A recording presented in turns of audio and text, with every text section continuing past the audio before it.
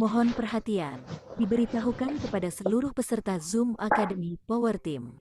Sebelum kita masuk kepada materi Zoom kali ini, perkenankan saya menyampaikan beberapa aturan penting di saat Zoom berlangsung. 1. Peserta dilarang keras menghidupkan mic di saat penyampaian materi Zoom.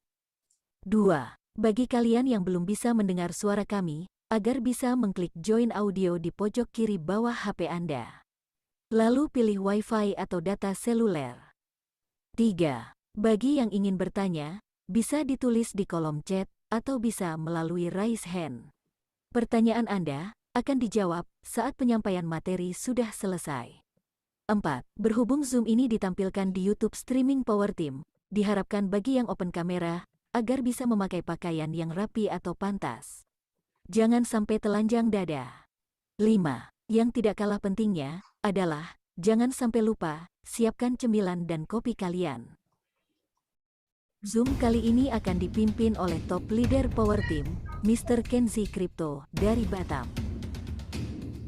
Dan akan dipandu oleh host fenomenal, Pak D. Haris dari Bekasi. Serta akan dibantu oleh co-host dari leader Power Team. Sekian dari kami, selanjutnya, Zoom akan kami serahkan sepenuhnya kepada host untuk mengatur jalannya Zoom ini. Waktu dan tempat dipersilahkan. Terima kasih. Oke, demikian pembukaan acara kita dan langsung waktu dan presentasi saya berikan ke Bang Kenzi. Monggo silakan.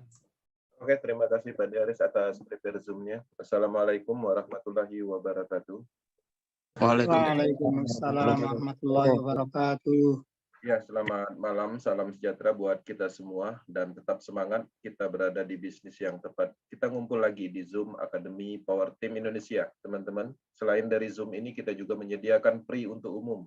Untuk teman-teman Power Team yang mungkin belum bisa menjelaskan apa itu Metaverse, bisa mengundang untuk Zoom free umum setiap malam Senin. Malam ini kita memang melakukan akademi secara rutin, yang mana tujuannya adalah untuk membahas banyak materi yang berhubungan dengan pengembangan Metaverse jangka panjang. Nah, kita sudah meluncurkan banyak materi, mulai dari psikologi, mindset, strategi, kemudian juga kita sudah membahas blockchain teknologi, dan kali ini saya akan membahas materi khusus, yang mana materi ini pastinya adalah sebagai pemahaman untuk pengembangan bisnis Metaverse. Karena pada prinsipnya Metaverse ini adalah hal baru. Ya, ini adalah pola pengembangan bisnis atau sistem generasi network berikutnya. Yang mana ketika banyak orang kecewa di bisnis-bisnis online, dan mereka biasanya menyamaratakan tanpa memahami lebih dalam. Nah, di sini saya akan masuk ke materi yang spesial pastinya, dan nanti data ini akan kita record sebagai pemahaman ketika teman-teman menemukan suatu pertanyaan tentang Metaverse dan skema Ponzi. Teman-teman, sebelum saya memulai, beberapa teman-teman Power Team juga mungkin ada yang baru di Akademi malam ini. Selamat datang, saya ucapkan salam kenal, saya Kenzi dari Batam. Ya, kami fokus dalam pengembangan bisnis ini karena kami tahu apa yang kami kerjakan, kita melihat masa depan di luaran sana atau di development sana sedang mengerjakan produk ekosistem yang mana semua yang akan dikerjakan di sini adalah sumber uang. Dengan adanya produk-produk ekosistem yang akan datang, maka terjadi perluasan market secara maksimal. Nah, jadi ini menarik, kita berada di bisnis yang tepat di awal pra-peluncuran, artinya belum sepenuhnya dimulai, kita sudah berada di akademi ini. Nah, di sini saya akan masuk ke sesi materi, dan sesi materi ini adalah sebagai pembuka kita di Akademi Power Team malam ini pastinya. Teman-teman juga bisa mempertanyakan hal lain di sesi tanya jawab nantinya. Dan teman-teman juga bisa menyampaikan sesuatu hal yang bermanfaat untuk orang lain dalam hal strategi, motivasi, testimoni, yang mana di sini sebenarnya kita adalah keluarga besar untuk sama-sama mengembangkan Metaverse, membentuk tren bisnis ini di Indonesia agar orang-orang mendapatkan sebuah peluang bisnis nyata. Kalau dulu orang-orang di Indonesia, top-top leader di Indonesia, lebih banyak ditipu oleh proyek-proyek sentral. Saatnya di sini kita mendapatkan sebuah potensi kebebasan di dalam bisnis pemasaran. Desentralisasi adalah kebebasan dan kita mendapatkan itu di Metaverse. Oke, teman-teman, saya akan masuk ke sesi materi. Di sini saya akan menyampaikan sesuai dengan slide yang sudah kita susun. Oke. Oke, monitor Pak Deris. Siap, bagus, sudah. Sip. Oke, sebelum saya masuk ke sesi materi, izin saya akan matikan semua suara agar informasi bisa diterima dengan baik. Teman-teman, selamat datang di Metaverse Power Team Academy. Tema malam ini kita akan membahas apakah skema Ponzi. Apakah Metaverse termasuk dalam skema Ponzi? Oke, materi ini penting karena kita melihat ada beberapa orang yang memanfaatkan Metaverse sebagai ladang uang.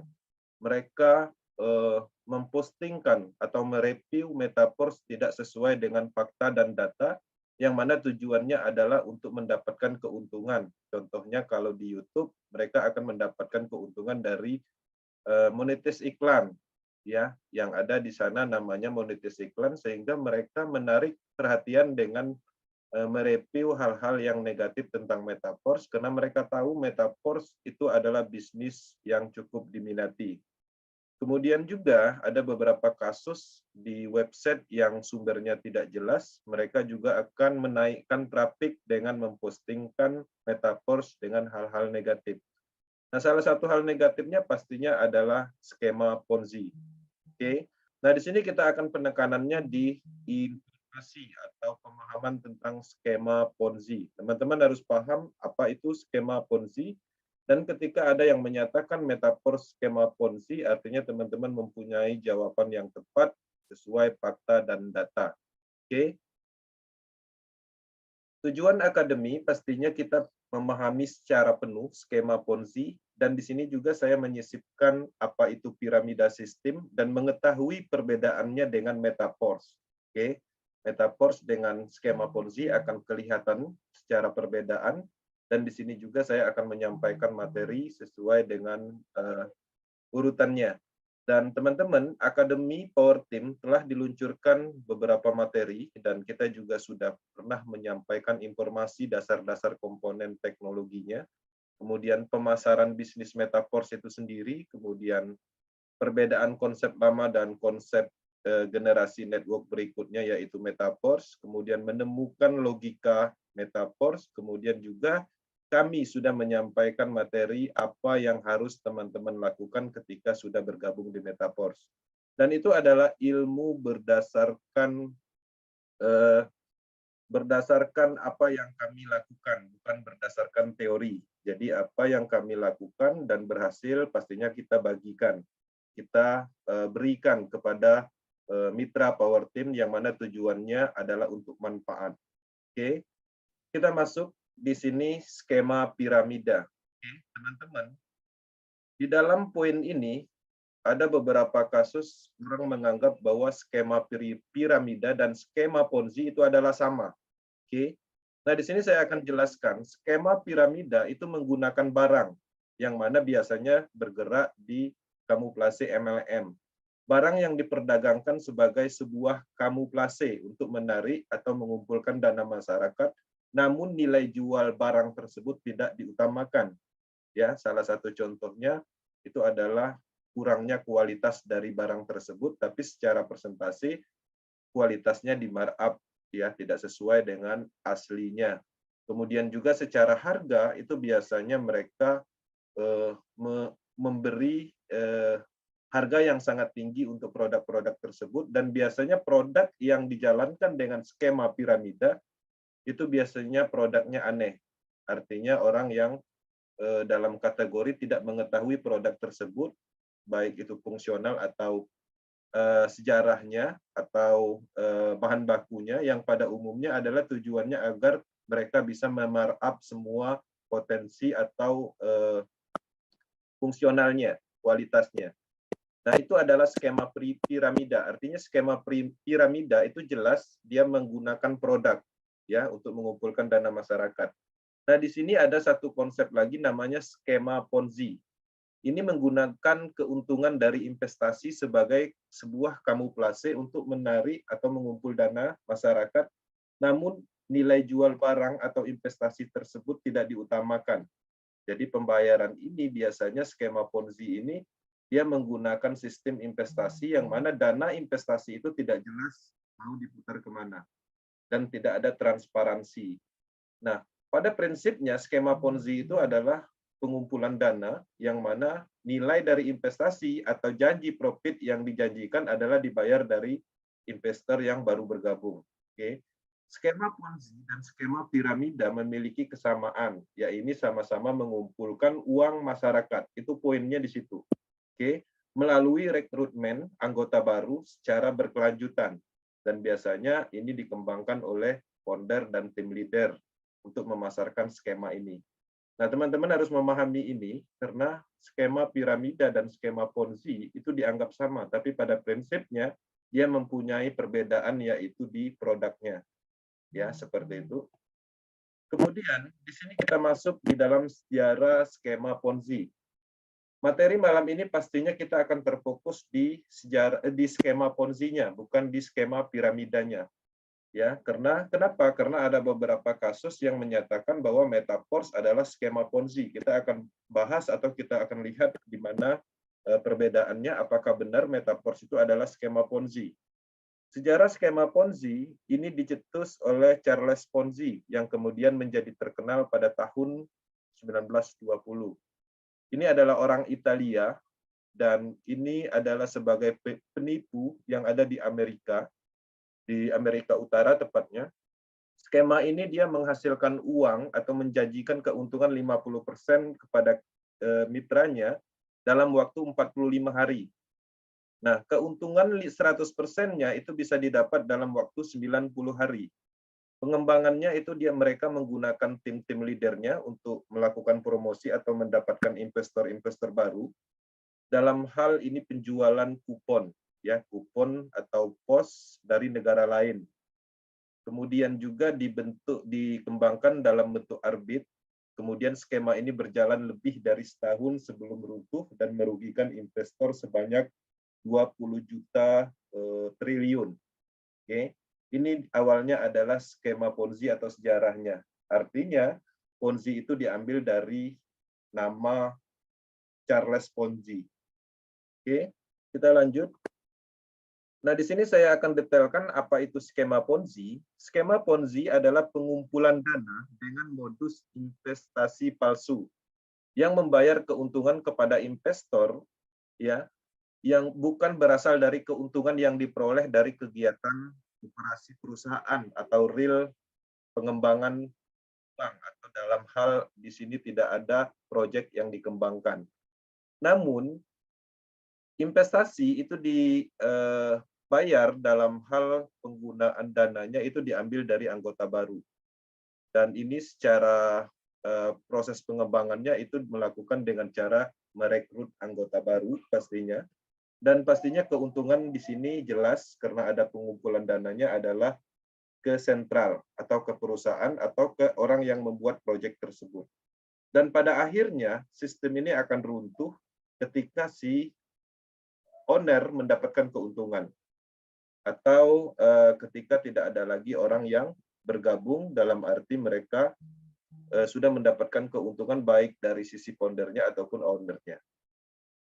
Kemudian cara kerja skema Ponzi. Pertama di sini dijelaskan dia menjanjikan hasil yang menggiurkan. Jika investor berhasil mengajak orang lain untuk bergabung, investor lama akan dibayar dengan uang dari investor baru. Oke. Saat investor baru menginginkan keuntungan, nantinya akan dibayar dengan uang investor baru lainnya. Pola ini akan terus berjalan sehingga para investor akan mencari investor-investor baru. Oke. Skema ini akan hancur pastinya, yang membuat sistem ini sudah mendapatkan keuntungan. Ketika owner sudah mendapatkan target keuntungan, biasanya bisnis ini akan berhenti. Atau mungkin sudah tidak ada lagi investor yang bergabung, maka sistem ini akan berhenti. Nah, uniknya investasi skema Ponzi ini biasanya bermain atau menggunakan legalitas. yang bisa meyakinkan investor atau masyarakat. Mereka menjual nama-nama besar sebagai endorse, kemudian menggunakan legalitas perusahaan ternama yang perusahaan tersebut sebenarnya udah pilot. Kemudian sistem pengolahannya itu terbungkus rapi, biasanya terlihat penjualan atau secara visualnya mereka mengadakan pertemuan-pertemuan yang high class seperti di perhotelan dan lain-lain. Oke. Nah, pengembangan bisnis investasi atau skema Ponzi itu biasanya bergerak di saham, ya. Kemudian perhotelan, robot trading, kripto, perkebunan, dalam hal arisan misalnya donasi dan lain-lain. Nah, jadi teman-teman, skema Ponzi ini sudah sering terjadi di Indonesia dan kita pun pernah mengalaminya dan pernah memahaminya. Dalam hal bahkan kita pernah menjadi korban. Oke. Nah, di sini saya akan jelaskan bahwa ada tanda-tanda skema Ponzi yang mana di sini ada beberapa poin secara garis besar. Pertama, skema Ponzi ini pastinya menjanjikan profit yang tinggi, ya, dan resiko yang rendah, dan biasanya mereka menjual mimpi. Ya, misalnya tidur dapat duit seperti itu. Kemudian beberapa impian yang biasanya dijanjikan atau diimpikan supaya orang bisa memasukkan dana atau orang tergoda untuk masuk ke plan investasi skema Ponzi. Biasanya juga profitnya tidak sesuai dengan standar perbankan atau pakar ekonomi analisis. Jadi biasanya skema ini berjalan di atas rata-rata investasi yang sifatnya legalitasnya jelas. Kemudian juga strategi investasi ini itu biasanya dirahasiakan dalam hal putaran dananya dan dijelaskan dengan pola yang sangat rumit. Oke. Kemudian tidak diberikan akses untuk melihat dokumen investasinya serta arus penggunaan dana historikalnya itu juga tidak transparan. Kemudian di sini juga ketika pengembangan bisnis Ponzi ini pada akhirnya teman-teman akan sulit menarik dana dan pastinya di sini ada proses yang namanya withdraw. Pengumpulan dana itu juga ada di skema ini, pastinya itu adalah ciri-ciri atau tanda-tandanya, dan pengumpulan dana itu sendiri itu masuknya ke rekening terpusat atau sentral. Dengan pola pengembangan yaitu menggunakan pemasaran MLM biasanya menggunakan sistem binari atau matahari. Oke. Nah, di sini ada contoh kasus skema Ponzi terbesar dalam sejarah. Di sini ada Bernard Madoff, legenda skema Ponzi terbesar dalam sejarah Amerika Serikat. Oke, kita lihat ciri-cirinya bahwa skema Ponzi yang dijalankan oleh Bernard Madoff ini dia menggunakan skema Ponzi yang dilakukan dengan mengambil uang investasi dari investor lalu diberikan kepada investor lain. Polanya seperti itu. Dia juga mencari dana milik investor dan ribuan investor dari perusahaan-perusahaan termasuk badan amal. Dan ini mengumpulkan dana sebesar 7 miliar USD atau sekitar 100 triliun. Nah, ini adalah sejarah di dalam skema Ponzi terbesar di dunia. Nah, teman-teman bisa melihat bahwa ada komponen penting, artinya di sini jelas ada pengumpulan dananya dan menguntungkan si Bernard Madoff ini. Dan Bernard Madoff ini juga mempunyai banyak kekayaan, baik itu villa mewah dan kapal pesiar dari hasil pengembangan Ponzi-nya. Oke. Kemudian ada contoh kasus skema Ponzi yang ada di Indonesia dan ini berasal dari Rusia juga dan ini sangat berkembang pada eranya di Indonesia. Yaitu Global, ya, manusia membantu manusia. Nah, ini dikembangkan oleh Maprodi yang merupakan pengembang investasi dengan sistem donasi menggunakan skema piramida, mirip sistem yang dipakai oleh bisnis multilevel marketing. Nah, di sini juga pastinya ada profit 30%, yang mana profit itu akan dibayarkan secara sistem PHGH. Oke. Si Maprodi hanya membuat suatu sistem untuk perintah transfer PHGH atau bantu-membantu. Nah, tapi di sisi lain, sentral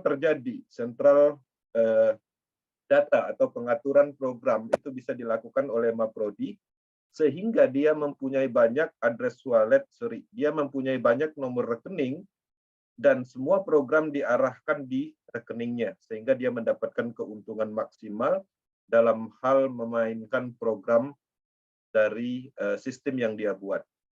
Nah, kita bisa melihat artinya di sini juga ada pengumpulan dana yang memungkinkan programnya diatur oleh Maprodi atau orang yang mempunyai proyek. Ini adalah skema yang cukup booming pada waktu itu, dan mungkin di antara mitra kita ada yang mendapatkan atau mengikuti program ini dan pasti paham apa itu MM, ya, MM Global. Kemudian di sini juga saya menyampaikan contoh kasus skema Ponzi Dream for Freedom, dan ini baru-baru dan beberapa tahun yang lalu. Sistem ini menghimpun dana masyarakat hingga 3, triliun rupiah dengan sistemnya donasi sama seperti MM Global, dengan menjanjikan bonus sponsor, bonus pasangan, bonus kedalaman level. Ya, owner yang punya proyek mendapatkan keuntungan di sini, mendapatkan keuntungan dari PIN aktivasi. Oke, karena dia adalah sistem donasi, sehingga tidak ada pengumpulan dana langsung, hanya memerintahkan proses transfer. Tapi di sisi lain kita bisa melihat sistem ini sentral dan gampang dikendalikan atau diperintahkan atau dirubah programnya. Sehingga Dream for Freedom ini juga mempunyai beberapa kali ganti plan, ya, dan pada akhirnya membuat nama atau menggantikan namanya Nesia. Dan di sini juga ada pendapatan dan keuntungan dari penjualan PIN, yang mana itu adalah pengumpulan dana. Oke. Kemudian apalagi, di sini juga ada contoh kasus skema Ponzi, yaitu PGMC. Skema ini adalah skema yang menawarkan investasi emas, keuntungan, yang mana mereka menyebutnya dividen. Ya, pembayarannya itu 10-20% per bulan. Perusahaan investasi dengan menerapkan skema yang beroperasi di Indonesia menerapkan skema mining, ya. Kemudian juga di sini mereka trading dalam hal emas. Nah, setiap para investor selalu dilakukan pertemuan di hotel-hotel berbintang, dan banyak sekali masyarakat yang ikut pada saat itu dan menjadi korban. Oke. Kemudian kita lanjut. Nah, dari kesimpulan di atas, kita bisa melihat bahwa apa yang kita sampaikan, apa itu Ponzi, artinya jelas Ponzi itu bergerak di investasi dan menjanjikan profit, dan beberapa contoh kasus yang mungkin teman-teman juga mengenal dari proyek-proyek tersebut. Dari penjelasan dan contoh di atas tidak ditemukan beberapa poin penting, ditemukan beberapa poin penting. Pertama, pengumpulan dana.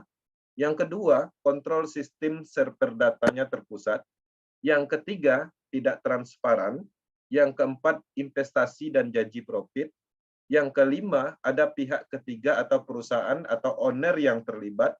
Kemudian tidak ada produk yang ditawarkan, hanya profit investasi. Kemudian pastinya konsep itu adalah perencanaan penipuan. Oke. Kemudian kita lanjut di sini. Metaverse tidak memiliki satu kesamaan dengan skema Ponzi. Nah, ini perlu teman-teman sadari atau pahami, skema Ponzi adalah operasi penipuan terencana yang memiliki hasil yang jelas atau janji profit tadi. Ini adalah gelembung atau bubble yang pasti akan pecah karena beberapa alasan. Pertama, skema Ponzi itu peserta lama dibayar dengan sebagian uang dari peserta baru. Di sini sebagian uang karena dananya tidak semuanya langsung dibayar karena ada pengumpulan dananya. Kemudian kedua, skema Ponzi selalu terpusat sifatnya. Setiap piramida memiliki operator atau memiliki admin yang dapat menekan tombol untuk menghentikan pembayaran dan mengklaim semua uang dan mengatur sistemnya atau merubah sistemnya. Setelah itu terjadi, pastinya piramida selesai. Oke. Kemudian di sini, apakah PORS mempunyai produk? Nah, di sini tentu saja selain level program itu sendiri yang merupakan aset digital yang dapat diperoleh satu kali dan dijual kembali dalam jumlah tak terbatas, itu ada produk berwujud fisik dan digital lainnya yang akan diterima peserta setelah level diaktifkan. yaitu ke depannya kita akan mendapatkan CryptoPorts, kemudian NFT, kemudian SFC token yang sudah ada saat ini, kemudian SFCR, kemudian kita juga bisa mengakses Metaverse, kemudian Marketplace, Staking Program, game blockchain, dan banyak lagi. Artinya, apa yang kita transaksikan, Matrix Level Program itu mempunyai fungsional yang jelas. Dan ketika kita membeli level program itu seutuhnya itu adalah produk yang kita beli karena sudah terlepas dari kontrol sentral itu sendiri. Oke. Kemudian, apakah peserta lama mendapatkan uang dari peserta baru sesuai dengan pola konsep yang ada di Ponzi investasi? Nah, di sini jawabannya tidak. Jika Anda tidak melakukan apa-apa dan hanya duduk menunggu, penghasilan Anda tidak dijamin walaupun memungkinkan. Jadi tidak ada janji-janji di sini. Keberhasilan setiap orang pastinya tergantung dari mereka sendiri. Metaverse akan tetap stabil meski peserta terus bertambah dalam waktu dan skalanya cukup besar ke depannya. Jadi di sini juga tidak ditemukan beban karena tidak ada pengumpulan dana. Pada prinsipnya, Metaverse ini adalah pemasaran, logika pemasaran. Oke, pemasaran langsung. Kemudian kesimpulan, Force sepenuhnya terdesentralisasi, tidak memiliki administrator yang dapat memutuskan atau menutup proyek. Oke. Saldo smart contract itu tetap kosong dan semua transaksi dilakukan peer-to-peer atau secara langsung antar peserta. Force memiliki produk baik digital maupun fisik. Oke. Kemudian juga dapat dijual dalam jumlah tak terbatas. Tidak ada risiko ketika kita bergabung dengan Metaverse. Jika Anda bekerja dan memasarkan, Anda dibayar langsung. Kemudian juga di sini di Metaverse itu tidak ada campur tangan dalam hal operasi platform atau sistemnya tidak dikendalikan. Jika kita menjual Matrix kepada peserta baru, itu dibayar langsung ke dompet, handphone kripto, atau dompet wallet masing-masing. Oke. Nah, ini menarik, artinya dari kesimpulan yang kita dapat di Metaverse sama sekali tidak mengarah ke situ. Kemudian di sini, kemudian yang selanjutnya di sini juga kita bisa melihat bahwa skema piramida itu dapat ditutup kapan saja oleh oleh si pembuatnya, sorry. Jadi skema piramida itu kapan saja bisa ditutup, sedangkan di Force itu selama internet ada karena sistemnya ada di jaringan Polygon. Oke. Peserta platform Force, baik leader maupun pendatang baru memiliki keadilan. Jadi di sini kedudukannya sama, statusnya adalah mitra. Jadi tidak ada posisi dalam hal struktur jaringan seperti binary system, karena semua orang ketika membeli Matrix itu bentuk matriknya sama, seperti S3 adalah 3 space kosong dan S6 6 space kosong. Jika kita semua di sini berhenti, tetapi satu memutuskan untuk melanjutkan, maka itu berfungsi dengan baik untuk satu orang. Oke, yang tidak mungkin dalam skema Ponzi. Nah, kita bisa melihat kalau skema Ponzi, kalau seandainya semua orang berhenti dan satu aja melanjutkan, maka pastinya itu tidak akan pernah berjalan. Oke. Tidak ada yang dapat menghentikan operasi platform Metaverse karena fungsi dijamin oleh smart contract. Ya, yang tidak dihapus atau tidak dapat diubah. Bahkan jika situs web berhenti atau berfungsi, semua data dan seluruh struktur itu tetap utuh. Dan smart contract akan terus berfungsi selama ada listrik dan akses internet. Oke.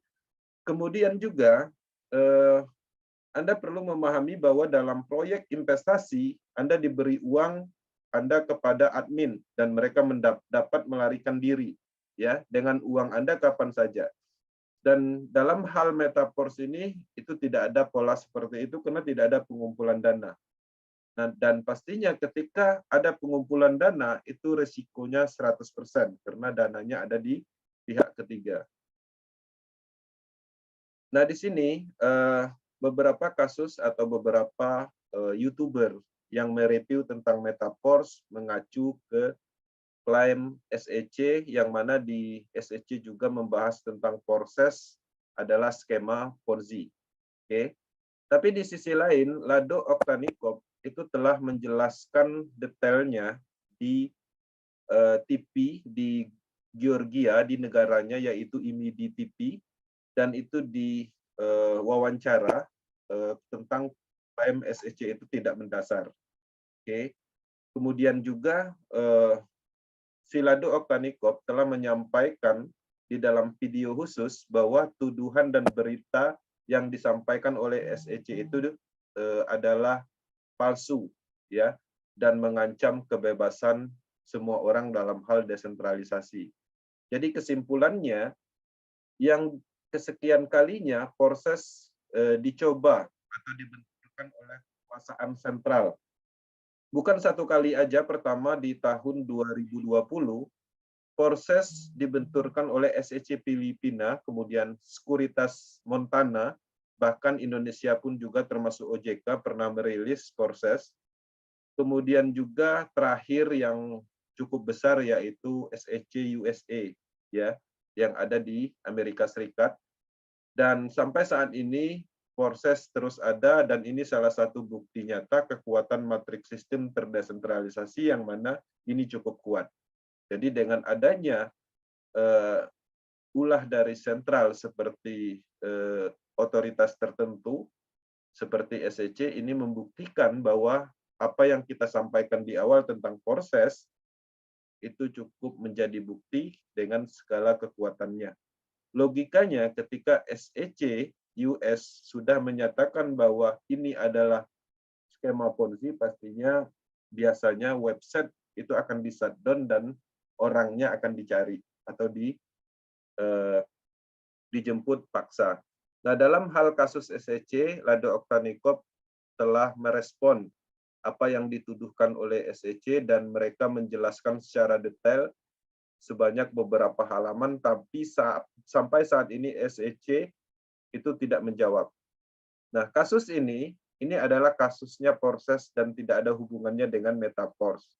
Tapi di sisi lain, karena Lado sebelumnya adalah pengembang dari proses, maka dia mengklarifikasi matriks sistem yang ada di proses itu tidak mengandung unsur Ponzi. SEC juga melawan retail, itu yang teman-teman perlu ketahui. Jadi di dalam pengembangan bisnis desentralisasi pastinya benturannya adalah ke sentral, ya. Binance juga, ya. Proses dan SEC juga melawan semua proyek cryptocurrency yang sukses dan mereka akan mencoba dalam hal desentralisasi untuk sentral supaya mereka mendapatkan keuntungan. Oke. Pernyataan SEC tentang proses itu adalah skema Ponzi, itu adalah bohong dan fitnah, dan Lado bisa membuktikannya. SEC menyesatkan dan mengklaim bahwa ada investor di dalam proses dan ada investasi, ada pengumpulan dana sebesar 300 juta dolar. Tapi pada prinsipnya di proses itu tidak ada pengumpulan dana. Oke. Baik di masa lalu dan proyek saat ini, Lado membuat anti piramida. Itu yang teman-teman perlu ketahui. Yang telah dibuktikan berkali-kali tidak seperti SEC, yang mana selama ini terus mengganggu proyek-proyek desentralisasi karena mereka tidak mendapatkan manfaat. Oke. Nah, di sisi lain, di sini kita melihat SEC tidak peduli dengan penipuan banyaknya skema-skema piramida yang ada di dunia ini. Mereka malah menargetkan perusahaan-perusahaan besar yang bergerak jauh dari Ponzi, yang mana proyek-proyek desentralisasi. Nah, menariknya di Akademi Proses, di akademinya Metaforce, kita juga mengajari tentang Ponzi. Kita juga mengajari bagaimana cara menghindari skema-skema Ponzi.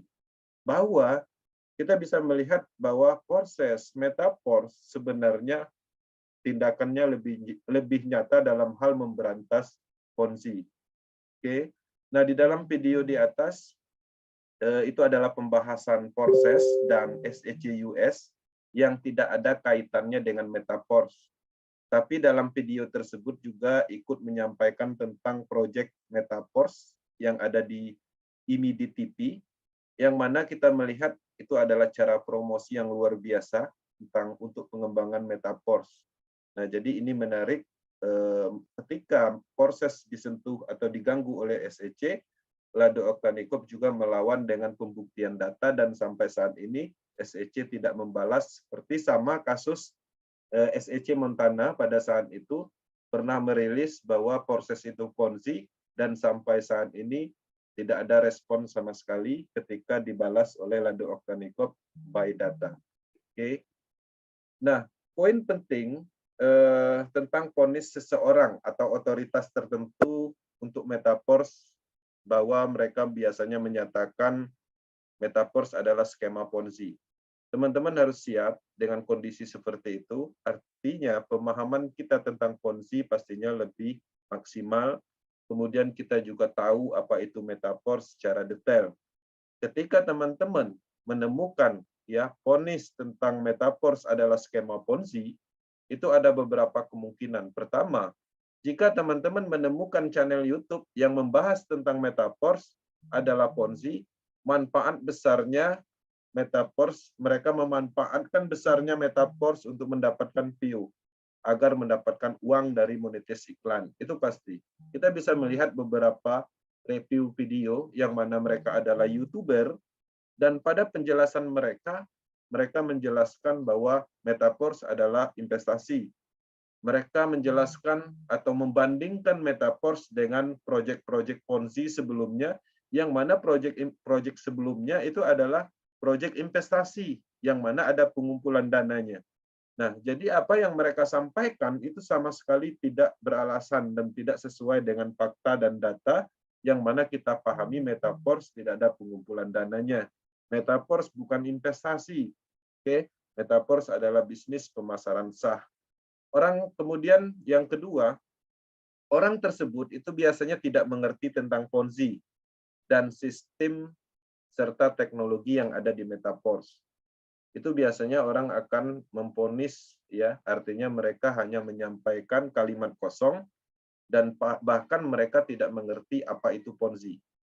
Kemudian yang ketiga, orang tersebut mengalami trauma masa lalu karena proyek Ponzi, sehingga menganggap peluang yang ada adalah scam dan penipuan. Jadi mereka menyamaratakan karena masa lalunya pernah mereka mengikuti Ponzi dan merugi, dan pada akhirnya ada sebuah peluang generasi bisnis berikutnya seperti metaverse dengan segala kekuatan teknologinya, mereka anggap itu sama. Oke. Yang keempat, itu biasanya orang tersebut sengaja memberikan informasi yang salah karena mereka tidak ingin kita sukses. Itu adalah hal-hal yang sering kita temukan, karena pada prinsipnya banyak orang yang akan melemahkan kita ketika kita mempunyai potensi, ketika kita mulai kelihatan ingin mendapatkan peluang besar.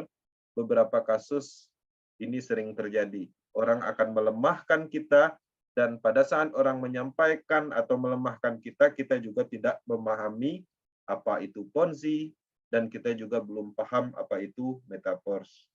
Kemudian yang kelima, melihat sumber informasi dari otoritas sentral yang mempunyai masalah dengan pesaing bisnis sentral serta pemasukan pajak. Nah, jadi banyak sekali review yang terjadi. Orang melihat metaverse mengacu misalnya kepada SEC. Dan kita sama-sama tahu SEC itu sendiri, semua proyek cryptocurrency yang besar pasti diganggu. Karena pada prinsipnya mereka mengakui cryptocurrency project itu hanya Bitcoin, karena mereka tidak menemukan development-nya atau pengembangnya. Dan selain dari itu, pasti akan bermasalah dengan SEC. Dan beberapa kasus telah terjadi seperti Binance, Ripple, dan lain-lain. Oke. Nah, di sini catatan penting, jika ada satu saja kesamaan metaverse dengan Ponzi, Powerteam akan berhenti menjalankan bisnis ini. Bahkan konsep matrik metaverse dinyatakan anti Ponzi, bahkan kita mengajari orang-orang tentang Ponzi. Force adalah bisnis sah dalam pemasaran yang mempunyai produk blockchain nyata, produk matrik level, Force Queen, NFT, Metaverse, dan banyak lagi. Semua produk blockchain akan terus dikembangkan di proyek ini. Oke. Kemudian, sebagai catatan, Ponzi itu adalah cari-cari orang. Ya, cari rep.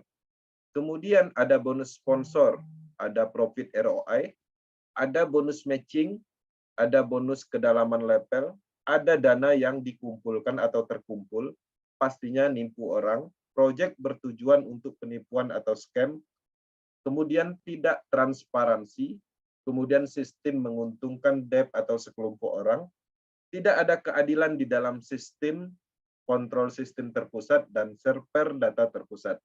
Oke, biasanya menjalankan konsep pola binari sistem atau matahari sistem, trinary, tanpa menggunakan teknologi smart contract terdesentralisasi. Oke, dalam hal catatan ini, satu pun tidak ditemukan di Metaforce. Oke, teman-teman, di dalam pengembangan Metaforce, mindset kita harus berubah di dalam pengembangan ini. Ya, kalau dulu mindset kita berbisnis pemasaran, kita mencari orang. Menariknya mindset kita di Metaforce itu pastinya dirubah. Kita dicari orang. Orang akan datang untuk bergabung dengan Metaforce dengan melakukan perulangan pemasaran. Salah satu bukti implementasi nyata 187, hampir 200 di proses BUSD dan Metaforce, semua mitra langsung Power Team satupun tidak pernah kita hubungi atau kita ajak, yang mana semua orang yang mencari untuk bergabung dengan sendirinya. Itu adalah salah satu bukti nyata bahwa nilai dari Metaforce itu cukup tinggi secara market. Artinya kita tidak perlu sebenarnya ngotot dalam hal mencari orang seperti pengembangan pada umumnya, tapi di sini kita mengaktifkan ilmu pemasaran, karena produk ini nyata, bisnis ini nyata, maka dengan sendirinya orang akan datang.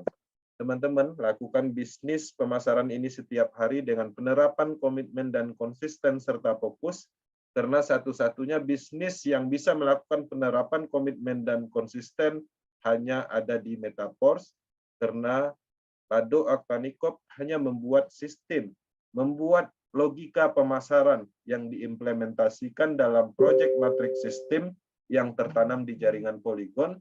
Pada prinsipnya kita hanya membeli program dan produk tersebut, dan itu berlaku untuk umum, artinya semua orang bisa mendapatkan itu tanpa ada campur tangan seseorang, tanpa ada campur tangan Lado Oktanikop itu sendiri, karena sistemnya sudah berada di smart contract jaringan Polygon.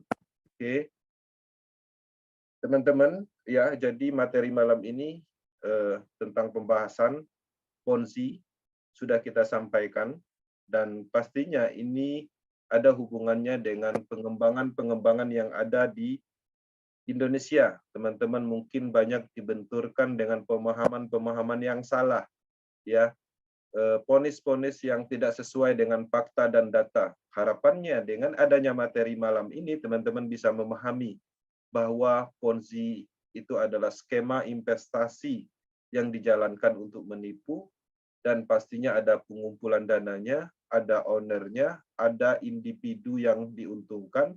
Nah, di Metaforce, teman-teman bisa memahami sendiri, tidak ada satu ciri-ciri seperti Ponzi pada umumnya. Dan ini menarik, dan bisnis ini akan terus berlanjut di dalam pengembangan di Indonesia. Power Team Indonesia akan selalu mendukung perkembangan Metaforce secara umum di Indonesia untuk penciptaan peluang, dan Metaforce Power Team Indonesia banyak sekali tim leader yang bisa ditemukan dengan pemahaman maksimal tentang proyek ini. Kita juga punya channel YouTube untuk pendalaman materi atau akademi-akademi tentang Metaforce. Kita juga ada edukasi di WhatsApp group, Telegram group, Facebook group, dan banyak lagi sumber informasi yang kita buat, yang mana tujuannya adalah untuk penciptaan peluang baru di Indonesia. Oke, terima kasih atas perhatiannya, dan itu adalah materi yang kita sampaikan spesial malam ini. Lebih dan kurang saya mohon maaf, semoga bermanfaat dan membantu dalam hal mengklarifikasi tentang penemuan-penemuan yang ada di lapangan. Dan setelah ini kita ada sesi tanya jawab, teman-teman bebas melakukan tanya jawab atau apapun yang ingin diceritakan. Dan saya akhiri, saya kembalikan ke moderator untuk sesi berikutnya. Terima kasih.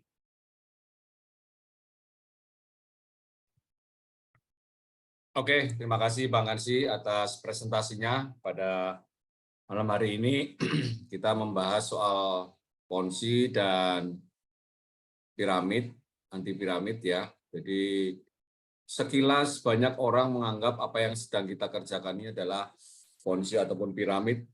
Namun dengan data, dengan perbandingan, dengan komparasi dari yang tadi disampaikan Bang Kensi, harusnya kita pelan-pelan mulai bisa membedakan dan kita harusnya bisa menjawab apa yang persepsi salah tentang ponzi atau piramid yang sedang kita kerjakan, ciri-cirinya, dan tadi saya sampaikan juga secara broadcast untuk bisa men-capture presentasi Bang Kensi.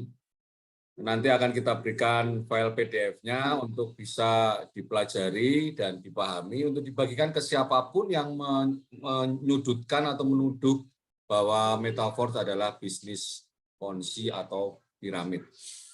Pada dasarnya memang dimanapun bisnis pasti membutuhkan orang. Tidak ada bisnis di dunia ini yang tidak membutuhkan orang. Ketika kita membutuhkan orang dengan cara menyampaikan, banyak orang menganggap kesannya seperti kita bisnis ajak mengajak ya, atau bisnis mempengaruhi.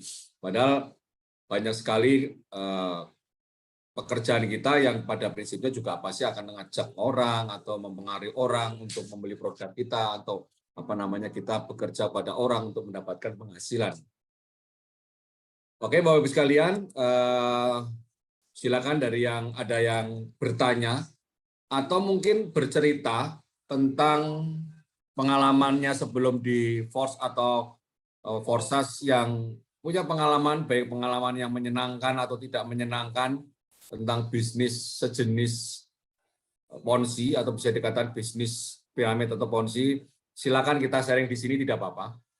Karena mungkin ada yang masih malu bahwa Bapak Ibu sekalian memang dulu pernah menjalankan ponzi ataupun piramid, namun dengan bertemu dengan Force pastinya lebih membukakan mata pikiran Bapak Ibu sekalian tentang ternyata memang tidak sama apa antara yang kita sedang kerjakan dengan bisnis sebelumnya.